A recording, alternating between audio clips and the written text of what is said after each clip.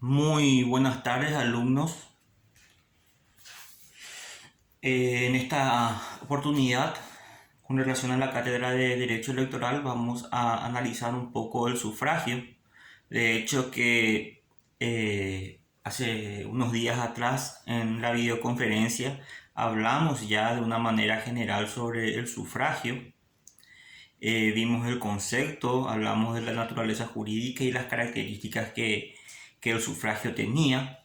Habíamos visto que es un acto cívico, es un acto electoral por el cual un elector emite el voto para que un ciudadano lo represente en el gobierno en búsqueda del bien común. Habíamos visto también rápidamente, hablando de la naturaleza jurídica, que la Constitución afirmaba que era un derecho como una obligación, eh, en el sentido de que el voto en nuestro país es obligatorio, pero habíamos visto también que no hay ninguna ley que sancione la falta de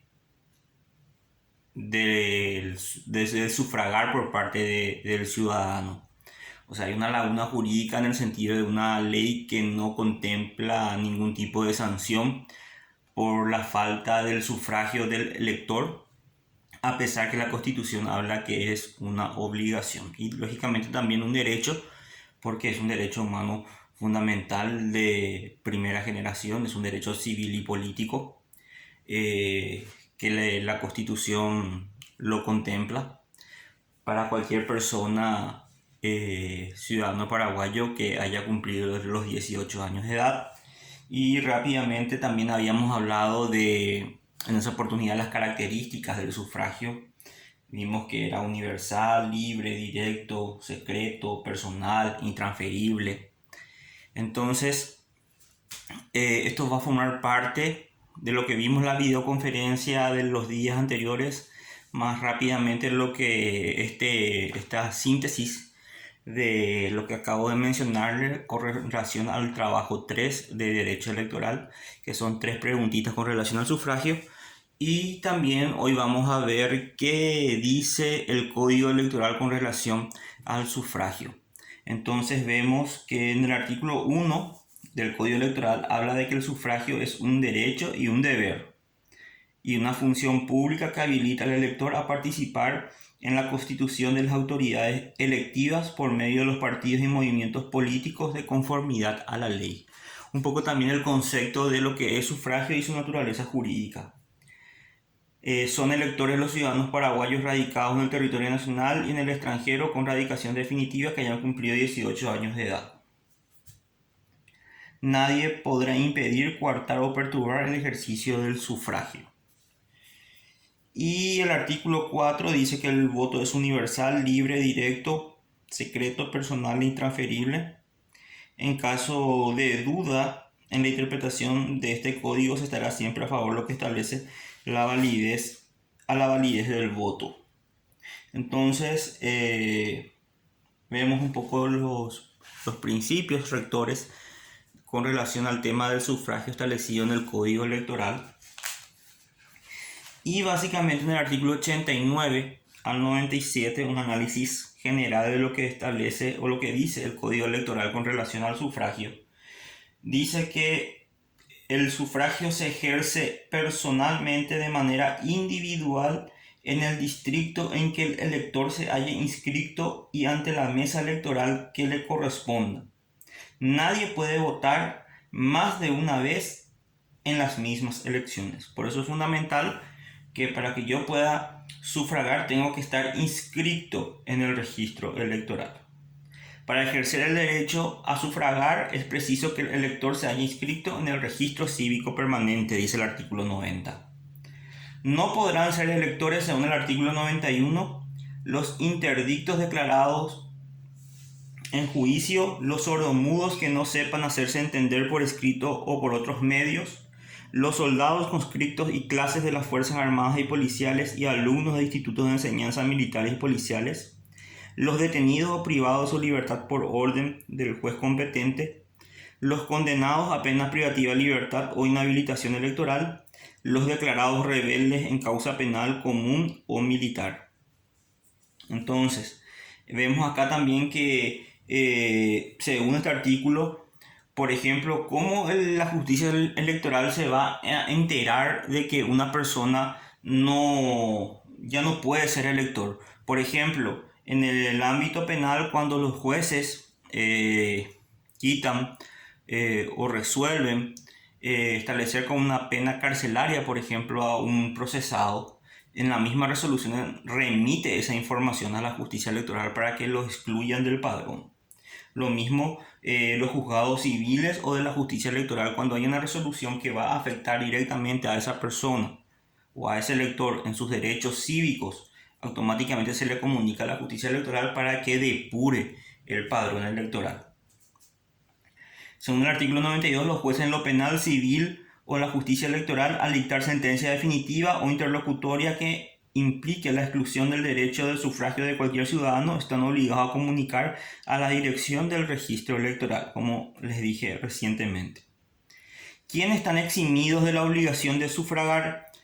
Según el artículo 94, las personas mayores de 75 años de edad, los magistrados del fuero electoral y el personal judicial afectado a los actos comiciales, las personas que por razones de trabajo sumariamente justificadas ante la autoridad judicial del lugar se hallen más de 50 kilómetros del local en que corresponde sufragar, los enfermos imposibilitados de trasladarse a la sede en la que correspondería sufragar, toda vez que tal situación resulte comprobada con la certificación de su médico tratante. Hoy en día la justicia electoral también ya ha dispuesto de personas de funcionarios de la justicia electoral que se acercan hasta las casas de las personas enfermas para que ellos puedan sufragar, por ejemplo, ¿verdad? O sea, existe ya esa posibilidad en la actualidad. Y las personas que desempeñen funciones en los servicios públicos cuya interrupción no fuese posible. Las personas, por ejemplo, que están cumpliendo alguna función en los hospitales, están de guardia y no pueden dejar porque su función es fundamental para el país y justo ese día son días de las elecciones, entonces pueden estar eximidos estas personas. Según el artículo 95 del sufragio pasivo, son elegibles para cualquier función electiva los ciudadanos paraguayos desde los 18 años de edad. Igualmente lo son los ciudadanos naturalizados, aunque con las limitaciones establecidas en la Constitución Nacional.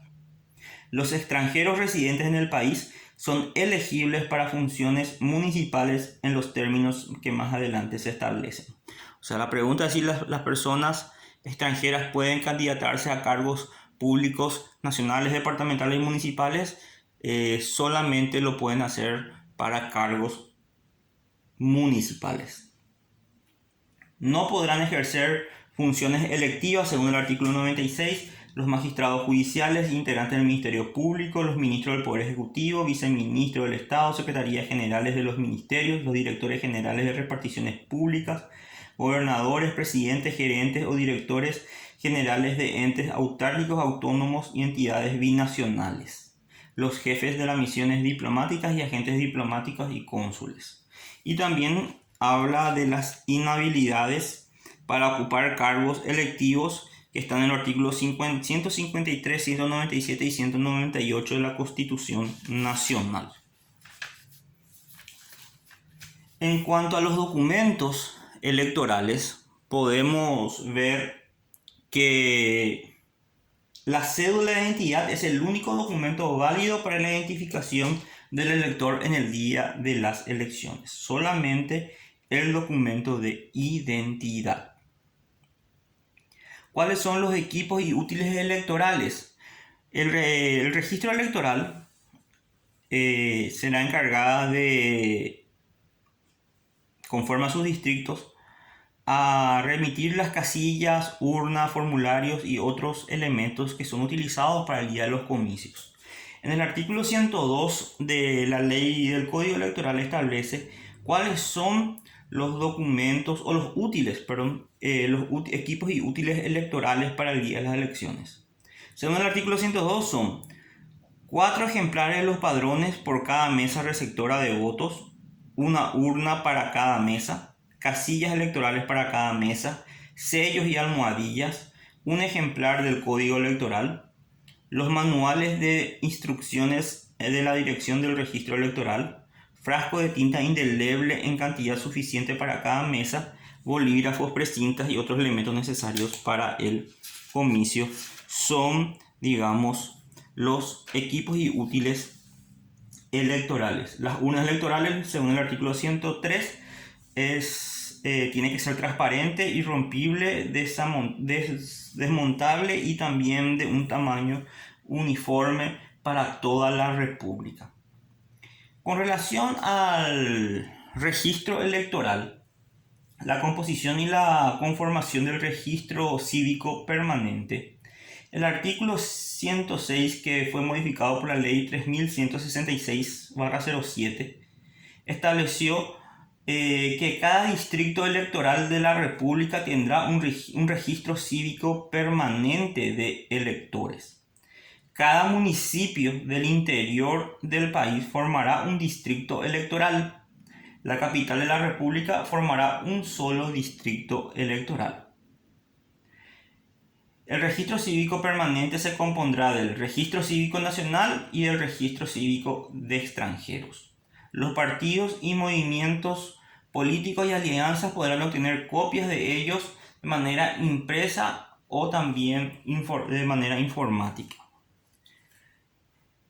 El registro cívico de extranjeros se formará con la inscripción calificada de los vecinos de dicha condición que puedan votar legalmente. O sea, hay un registro cívico nacional que es para ciudadanos paraguayos y también está el registro cívico para los extranjeros donde se los inscriben. El registro cívico permanente es público para todos los partidos y movimientos políticos, alianzas y electores. Los ciudadanos paraguayos y extranjeros hábiles para votar están obligados a inscribirse en el registro cívico permanente a los efectos previstos de este código. Entonces, tanto paraguayos como extranjeros que reúnen los requisitos para poder sufragar tienen que estar inscritos en el registro cívico permanente. De lo contrario, no figurarán en el padrón y tampoco podrán sufragar. A pesar de que es un derecho del ciudadano, se tiene que reunir estos requisitos según la ley electoral para que un ciudadano elector paraguayo o extranjero pueda sufragar. Necesariamente tiene que estar inscrito en el registro cívico permanente. Ahora, de la inscripción. Según el artículo 128, la dirección del registro electoral publicará 30 días antes del inicio de las inscripciones por periódicos, por carteles, en lugares visibles, a través de la prensa escrita, también a través de las radios, la prensa televisiva generalmente, ya van avisando de que se está iniciando el periodo de inscripción en el registro cívico permanente. Entonces, 30 días antes de la apertura de las inscripciones ya se publican a través de los medios de prensa el periodo de inscripción que, según el artículo 130, que fue modificado por la ley 2858/06, establece que las inscripciones en el registro cívico nacional y el de extranjeros se harán desde el 1 de marzo al 30 de diciembre de cada año, ante las mesas inscritas que funcionarán de martes a domingos, inclusive feriados, en los locales indicados por la autoridad correspondiente de la justicia electoral. Entonces, cada distrito electoral tiene una oficina, que es el lugar donde los electores que hayan cumplido 18 años puedan inscribirse. Pero ¿qué pasa si yo tengo 17 años? ¿Me puedo inscribir ya? Esto responde al artículo 132. Serán inscritos, dice el Código Electoral, en el artículo 132, serán inscritos en el Registro Cívico Nacional y de extranjeros quienes hayan cumplido 18 años de edad o vayan a cumplirlo hasta el día inmediatamente anterior a los comicios, siempre que no se hayan comprendido en las causales de exclusión del artículo 114 de este código. Entonces, si el 20 de agosto, por ejemplo, es las elecciones generales, y yo cumplo años el 18 de agosto, igual por más que tenga 17 años ya me puedo inscribir en el registro cívico porque voy a tener ya 18 años para el día de las elecciones.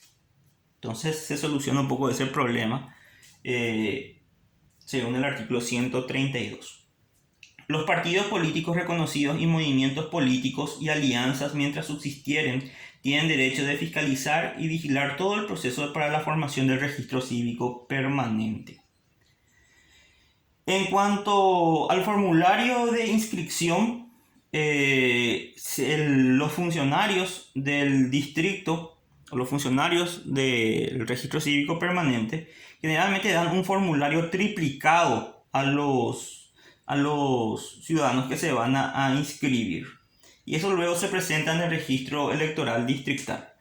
¿Qué datos te piden en este formulario? Bueno, los datos, según el artículo 135, dice que los datos que se solicita al ciudadano que se está inscribiendo es el distrito, la fecha, nombre y apellido según la identidad, estado civil, domicilio, profesión, sexo, fecha de nacimiento, nacionalidad y número de cédula de identidad. Son los datos que te piden en el formulario para la inscripción en el registro cívico permanente. Una vez llenada la solicitud de inscripción, el inscriptor deberá entregar al interesado la tercera copia del formulario. El original del formulario servirá para la formación de los pliegos de la publicación y la segunda copia será remitida a la dirección del registro electoral. También hay un periodo de tachas y reclamos.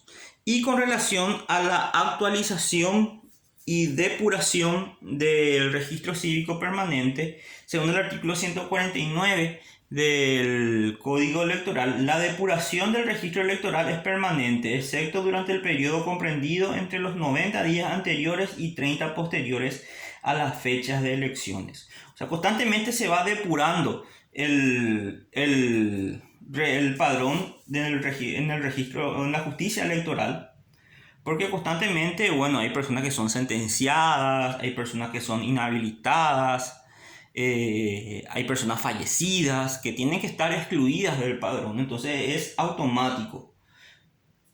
No se puede hacer esta depuración, dice, durante los 90 días anteriores a una elección nacional, departamental o municipal, ni los 30 días